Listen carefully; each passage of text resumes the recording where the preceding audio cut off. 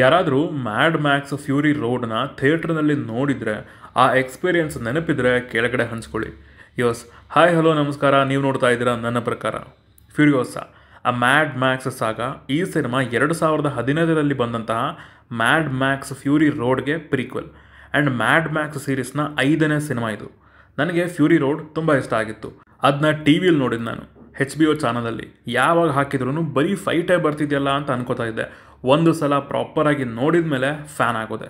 ಆ ಥರದ ಒಂದು ಆ್ಯಕ್ಷನ್ ಸಿನಿಮಾನ ನಾನು ನೋಡಿರಲಿಲ್ಲ. ಆ್ಯಂಡ್ ಆ ಸಿನಿಮಾದಲ್ಲಿ ಇದ್ದಂತಹ ಫ್ಯೂರಿಯೋಸಾ ಅನ್ನೋ ಒಂದು ಮೈನ್ ಕ್ಯಾರೆಕ್ಟರ್ಗೆ ಪ್ರೀಕ್ವೆಲ್ ಈ ಸಿನಿಮಾ. ನೋಡಿದ್ದಾಯಿತು ಸಿನಿಮಾನ ಐಮ್ಯಾಕ್ಸಲ್ಲಿ. ಮಾತಾಡುವ ಸಿನಿಮಾ ಕೊಟ್ಟಂತಹ ಎಕ್ಸ್ಪೀರಿಯೆನ್ಸ್ ಹೇಗಿತ್ತು, ಏನು ಇಷ್ಟ ಆಯ್ತು, ನಂಗೆ ಏನು ಕಷ್ಟ ಆಯ್ತು ಅಂತೆಲ್ಲ. ಆದರೆ ಅದಕ್ಕಿಂತ ಮುಂಚೆ ಚಾನಲ್ಗೆ ಫಸ್ಟ್ ಟೈಮ್ ಬಂದಿದ್ದರೆ ವಿಡಿಯೋನ ಫುಲ್ ನೋಡಿ, ಇಷ್ಟ ಆದರೆ ಮಾತ್ರ ಸಬ್ಸ್ಕ್ರೈಬ್ ಮಾಡಿಕೊಂಡು ಸಪೋರ್ಟ್ ಮಾಡಿ. ಫ್ಯೂರಿಯೋಸಾ ಸಿನಿಮಾದ ಒನ್ ಲೈನ್ ಸ್ಟೋರಿ ವಿಚಾರಕ್ಕೆ ಬಂದರೆ, ಡಿಸ್ಟೋಪಿಯನ್ ಆಸ್ಟ್ರೇಲಿಯಾದ ಒಂದು ಭಾಗದಲ್ಲಿ ಡೆಮೆಂಟಸ್ ಕಡೆಯವರು ಒಂದು ಜಾಗದಿಂದ ಫ್ಯೂರಿಯೋಸಾಳನ್ನು ಬಲವಂತವಾಗಿ ಎತ್ಕೊಂಡು ಬರ್ತಾರೆ. ಆ್ಯಂಡ್ ಫ್ಯೂರಿಯೋಸಾಳ ತಾಯಿ ಮಗಳನ್ನು ಬಿಡಿಸ್ಕೊಂಡು ಬರೋಕ್ಕೆ ಹೋದಾಗ ಡೆಮೆಂಟಸ್ ಅವಳನ್ನ ಸಾಯಿಸ್ತಾನೆ. ನಂತರ ಏನಾಯಿತು, ಫ್ಯೂರಿಯೋಸಾಳ ಜರ್ನಿ, ಅವಳು ರಿವೆಂಜ್ ತಗೋತಾಳ, ಹೇಗೆ ತಗೋತಾಳ ಅನ್ನೋದನ್ನ ನೀವು ಸಿನಿಮಾ ನೋಡಿದ್ರೆ ತಿಳ್ಕೊತೀರ. ಸಿನಿಮಾದಲ್ಲಿ ನನಗೆ ಇಷ್ಟ ಆಗಿದ್ದು ದಿ ಸ್ಟೋರಿ. ಈ ಸಿನಿಮಾದಲ್ಲಿ ಆ್ಯಕ್ಷನ್ ಇದೆ, ಬಟ್ ಕ್ಯಾರೆಕ್ಟರ್ ಡ್ರಿವನ್ ಸಿನಿಮಾ ಆಗಿರೋದ್ರಿಂದ ಸ್ಟೋರಿ ತುಂಬ ಮ್ಯಾಟ್ರ್ ಆಗುತ್ತೆ. ಆ್ಯಂಡ್ ಇಲ್ಲಿ ಅದು ಚೆನ್ನಾಗಿತ್ತು. ಕ್ಯಾರೆಕ್ಟರ್ ಎಮೋಷ್ನಲ್ ಜರ್ನಿ ಸಖತ್ ಇಂಪ್ರೆಸಿವ್ ಅಂತ ಅನ್ನಿಸ್ತು. ಫ್ಯೂರಿಯೋಸಾ ಯಾರು, ಅವಳ ಕತೆ ಏನು, ಅವಳಿಗೆ ಬೇಕಾದವರೆಲ್ಲ ಏನಾದರು, ಆ್ಯಂಡ್ ಅವಳಿಗೆ ಸಿಗಬೇಕಾದ ನ್ಯಾಯ, ಆ ಒಂದು ಫ್ರೀಡಮ್ ಸಿಗ್ತಾ ಅನ್ನೋದ್ರ ಬಗ್ಗೆನೇ ಕತೆ ಇರೋದು. ಕಂಪ್ಲೀಟ್ ಅವಳ ಚೈಲ್ಡ್ಹುಡ್ಡಿಂದ ಹಿಡಿದು ದೊಡ್ಡೋಳಾಗೋವರೆಗೂ ಸಿನಿಮಾದ ಕತೆ ಟ್ರಾವೆಲ್ ಮಾಡುತ್ತೆ. ತುಂಬ ದೊಡ್ಡ ಟೈಮ್ ಲೈನ್ ಇದೆ ಸಿನಿಮಾದಲ್ಲಿ. ಆ ವೇಸ್ಲ್ಯಾಂಡ್, ಅದನ್ನ ರೂಲ್ ಮಾಡ್ತಾ ಇರೋರು, ಅವರ ಒಂದು ಬಾರ್ಟರ್ ಸಿಸ್ಟಮ್, ಇದೆಲ್ಲ ನೋಡುವಾಗ ಇಂಟ್ರೆಸ್ಟಿಂಗ್ ಆಗಿತ್ತು. ಆ್ಯಂಡ್ ಕತೆಯ ಹೊರಗಡೆ ಒಂದು ಸೀನ್ ಕೂಡ ಹೋಗಿಲ್ಲ. ನೆಕ್ಸ್ಟ್, ಫ್ಯೂರಿಯೋಸಾ ಕ್ಯಾರೆಕ್ಟರೈಸೇಷನ್ ಇಷ್ಟ ಆಯ್ತು ನನಗೆ. ಪ್ರಾಪರ್ ಎಮೋಷ್ನಲ್ ಬ್ಯಾಕ್ಡ್ರಾಪ್ ಇದೆ.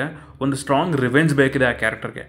ಲೈಫಲ್ಲಿ ತುಂಬ ಕಳ್ಕೊಂಡು ರಿವೆಂಜ್ ತಗೊಂಡು ತನ್ನ ತಾಯಿಗೆ ಕೊಟ್ಟಂತಹ ಮಾತನ್ನು ಉಳಿಸ್ಕೋಬೇಕಿದೆ ಆ ಕ್ಯಾರೆಕ್ಟರ್.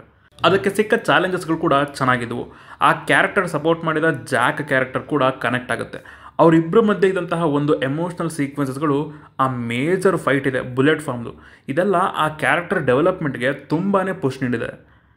ಇನ್ನು ಇಲ್ಲಿದ್ದಂತಹ ಆ್ಯಕ್ಷನ್ ಎಪಿಸೋಡ್ಸ್, ಸಿನಿಮಾದಲ್ಲಿ ಬರೋ ಪ್ರತಿ ಆ್ಯಕ್ಷನ್ ಎಪಿಸೋಡ್ ಕೂಡ ಕಥೆಯನ್ನು ಮುಂದಕ್ಕೆ ಕರ್ಕೊಂಡು ಹೋಗುತ್ತೆ. ತುಂಬ ಲೆಂತ್ ಇರೋ ಆ್ಯಕ್ಷನ್ ಎಪಿಸೋಡ್ಗಳಿವೆ. ಆ ಹೊಸ ಟ್ರಕ್ ತಯಾರಾದಾಗ ಫ್ಯೂರಿಯೋಸಾ ಮತ್ತು ಜಾಕ್ ಜೊತೆಯಾಗೋ ಟೈಮಲ್ಲಿ ಬರೋ ಆ್ಯಕ್ಷನ್ ಬ್ಲಾಕ್ ಸಖತ್ತಾಗಿತ್ತು. ಆ್ಯಂಡ್ ನನ್ನ ಫೇವ್ರೇಟ್ ಬುಲೆಟ್ ಫಾರ್ಮಲ್ಲಿ ನಡೆಯೋ ಆ್ಯಕ್ಷನ್ ಎಪಿಸೋಡ್. ತುಂಬ ಚೆನ್ನಾಗಿ ಡಿಸೈನ್ ಮಾಡಿದ್ದಾರೆ ಅದನ್ನ ಅಂತೀನಿ. ಒಂದು ಪ್ರಾಪರ್ ಎಮೋಷ್ನಲ್ ಹೈ ಫೀಲ್ ಕೊಡ್ತು ನನಗೆ ಅದು. ಈ ಒಂದು ಫೈಟಲ್ಲಿ ಬರೋ ಸಿಚುವೇಶನ್ನ ಫ್ಯೂರಿಯೋಸಾ ಅನ್ನೋ ಪಾತ್ರ 2ನೇ ಸಲ ಫೇಸ್ ಮಾಡ್ತಾ ಇರುತ್ತೆ. ಸೊ ಅಲ್ಲಿ ಈ ಕ್ಯಾರೆಕ್ಟರ್ ತಗೊಳ್ಳೋ ನಿರ್ಧಾರ ಆ ಇಡೀ ಸೀನ್ನ ಹೈಲೈಟ್ ಮಾಡುತ್ತೆ. ನೆಕ್ಸ್ಟ್, ಇಲ್ಲದಂತಹ ಪರ್ಫಾರ್ಮೆನ್ಸಸ್. ಆನ್ಯಾ ಟೈಲರ್ ಅವರ ಸ್ಕ್ರೀನ್ ಪ್ರೆಸೆನ್ಸ್ ಆ್ಯಂಡ್ ಆ್ಯಕ್ಟಿಂಗ್ ನಂಗೆ ತುಂಬ ಇಷ್ಟ ಆಯಿತು. ಆ ಪಾತ್ರಕ್ಕೆ ತುಂಬ ಚೆನ್ನಾಗಿ ಸೂಟ್ ಆಗಿದ್ದಾರೆ. ಆ ಕಣ್ಣುಗಳು ಸಖತ್ ಇಂಟೆನ್ಸಿಟಿನ ಹೊರಗೆ ಹಾಕ್ತಾಯಿದ್ವು. ಇನ್ನು ಡೆಮೆಂಟಸ್ ಆಗಿ ಕ್ರಿಸ್ ಹೆಮ್ಸ್ವರ್ತ್ ಅವರ ಪರ್ಫಾರ್ಮೆನ್ಸ್ ಕೂಡ ಇಷ್ಟ ಆಗುತ್ತೆ. ಅಲ್ಲಲ್ಲಿ ನಗುನ ಕೂಡ ಬರೆಸುತ್ತೆ. ಟೆಕ್ನಿಕಲಿ ಸಿನಿಮಾ ಬ್ರಿಲಿಯಂಟ್ ಅನ್ಬೋದು. ಆದಷ್ಟು ದೊಡ್ಡ ಸ್ಕ್ರೀನ್ ಮತ್ತು ಸೌಂಡ್ ಸಿಸ್ಟಮ್ ಚೆನ್ನಾಗಿರ್ತಕ್ಕಂತಹ ಥಿಯೇಟ್ರ್ನಲ್ಲೇ ನೋಡಿ, ಎಕ್ಸ್ಪೀರಿಯೆನ್ಸ್ ತುಂಬ ಚೆನ್ನಾಗಿರುತ್ತೆ ಅಂತ ಹೇಳ್ತೀನಿ. ಆ ಒಂದು ಫ್ಯೂಚರಿಸ್ಟಿಕ್ ಎನ್ವಿರಾನ್ಮೆಂಟ್ನ ವಿಜುವಲಿ ತುಂಬ ಚೆನ್ನಾಗೇ ಕಟ್ಕೊಟ್ಟಿದ್ದಾರೆ ಸಿನಿಮಾದಲ್ಲಿ. ಇನ್ನು ಈ ಸಿನಿಮಾದಲ್ಲಿ ನನಗೆ ಕಷ್ಟ ಆಗಿದೆ ಏನಂತಂದರೆ, ಇದರ ಎಂಡಿಂಗ್ ನನಗೆ ಅಷ್ಟೊಂದು ಸ್ಯಾಟಿಸ್ಫ್ಯಾಕ್ಷನ್ ಕೊಡಲಿಲ್ಲ. ಒಂದು ಪ್ರಾಪರ್ ಹೈ ಮೂಮೆಂಟ್ನ ನಾನು ಎಕ್ಸ್ಪೆಕ್ಟ್ ಮಾಡ್ತಾ ಇದ್ದೆ, ಅದು ನನಗೆ ಸಿಗಲಿಲ್ಲ. ಇಲ್ಲಿ ಸಿನಿಮಾದಲ್ಲಿ ಹೇಳ್ಕೊಳ್ಳೋ ಲೆವೆಲ್ಗೆ ಹೈ ಮೂಮೆಂಟ್ಗಳೆಲ್ಲ ಇಲ್ಲ. ವಿಲನ್ ಕ್ಯಾರೆಕ್ಟರ್ಗೆ ಎಲ್ಲೋ ಒಂದು ಕಡೆ ಇನ್ನೊಂದು ಸ್ವಲ್ಪ ಡೆಪ್ತ್ ಕೂಡ ಆ್ಯಡ್ ಆಗಬೇಕಿತ್ತು ಅನ್ನೋ ಒಂದು ಫೀಲ್ ಕೂಡ ಬಂತು. ನನ್ನ ಪ್ರಕಾರ ಹೇಳಬೇಕಂತಂದರೆ ಸಿನಿಮಾ ಚೆನ್ನಾಗಿದೆ, ನಂಗೆ ಇಷ್ಟ ಆಯಿತು. ಎಮೋಷ್ನಲಿ ತುಂಬ ಚೆನ್ನಾಗಿ ಸಿನಿಮಾ ಬಿಲ್ಡ್ ಆಗಿದೆ ಅಂತ ಹೇಳ್ತೀನಿ. ಮ್ಯಾಡ್ ಮ್ಯಾಕ್ಸ್ ಫ್ಯೂರಿ ರೋಡ್ ರೇಂಜ್ಗೆ ಆ್ಯಕ್ಷನ್ ಇಲ್ಲಿಲ್ಲ, ಬಟ್ ಆ್ಯಕ್ಷನ್ ಪ್ಲಸ್ ಎಮೋಷನ್ ಎರಡನ್ನ ಚೆನ್ನಾಗಿ ಬ್ಯಾಲೆನ್ಸ್ ಮಾಡಿದ್ದಾರೆ. ಮ್ಯಾಡ್ ಮ್ಯಾಕ್ಸ್ ನೋಡಿರೋರು ನೋಡ್ಬೋದು, ನೋಡದೇ ಇರೋರು ಕೂಡ ಈ ಸಿನಿಮಾನ ನೋಡ್ಬೋದು. ನನ್ನ ರೇಟಿಂಗ್ಸ್ ಬಂದು 4/5. ಸೊ ಇದಿಷ್ಟು ನನಗೆ ಸಿನಿಮಾ ನೋಡಿ ಹೇಳಬೇಕು ಅಂದ್ಕೊಂಡಿದ್ದಂತಹ ವಿಚಾರಗಳು. ನೀವೇನಾದರೂ ಸಿನಿಮಾನ ನೋಡಿದರೆ ನಿಮಗೇನು ಅನ್ನಿಸ್ತು ಅಂತ ಕೆಳಗಡೆ ಕಮೆಂಟ್ಸಲ್ಲಿ ತಿಳಿಸಿ. ಹಾಗೂ ನೀವು ನಮ್ಮನ್ನು ಇನ್ಸ್ಟಾಗ್ರಾಮ್ ಮತ್ತು ಟ್ವಿಟರ್ನಲ್ಲಿ ಕೂಡ ಫಾಲೋ ಮಾಡ್ಬೋದು ಸಿನಿಮಾದ ಅಪ್ಡೇಟ್ಸ್ಗಾಗಿ. ಸಿಗೋಣ ಮುಂದಿನ ವಿಡಿಯೋದಲ್ಲಿ. ಬಾಯ್.